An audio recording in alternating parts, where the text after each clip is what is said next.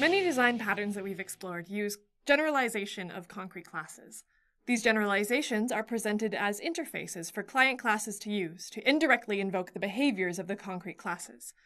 Design patterns do this so that client classes become less dependent on concrete classes, allowing for changes to be made more easily.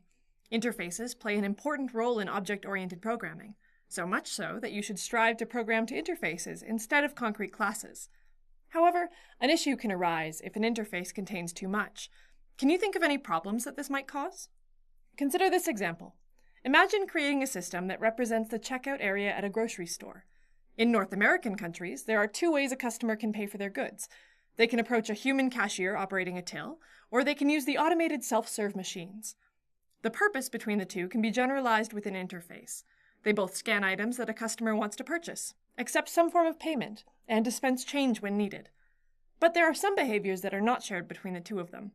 While an automated self-serve machine can perform work indefinitely, a cashier needs to eat, go on breaks, and leave at the end of their shift.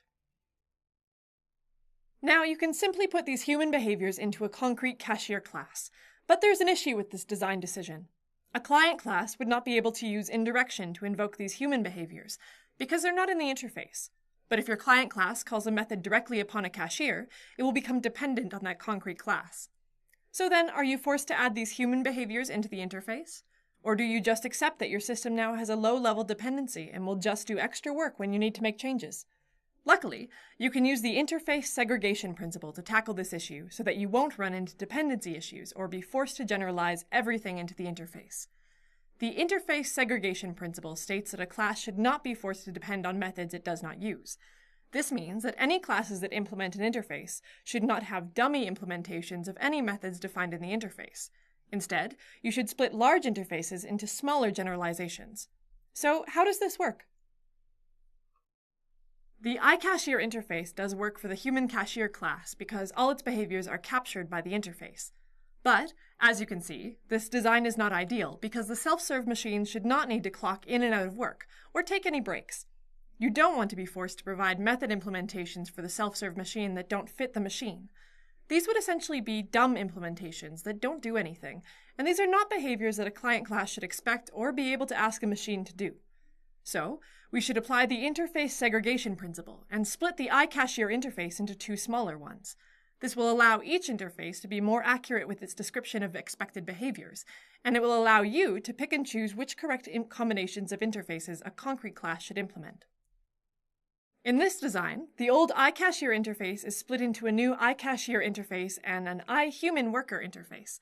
The iCashier interface describes the general behaviors of a cashier, human, or machine, and the iHuman worker interface describes the general behaviors of an employee.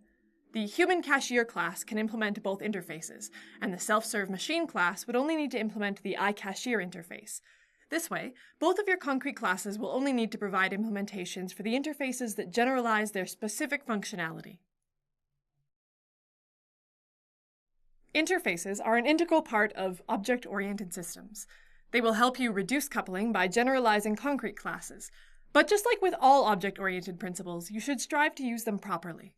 While large interfaces are not a poor design choice, you need to examine them in the context of your system to decide if you need to split it up into smaller generalizations using the interface segregation principle. This design principle states that a class should not be forced to depend on methods it does not use, and interfaces should be split up in such a way that it can properly describe the separate functionalities of your system.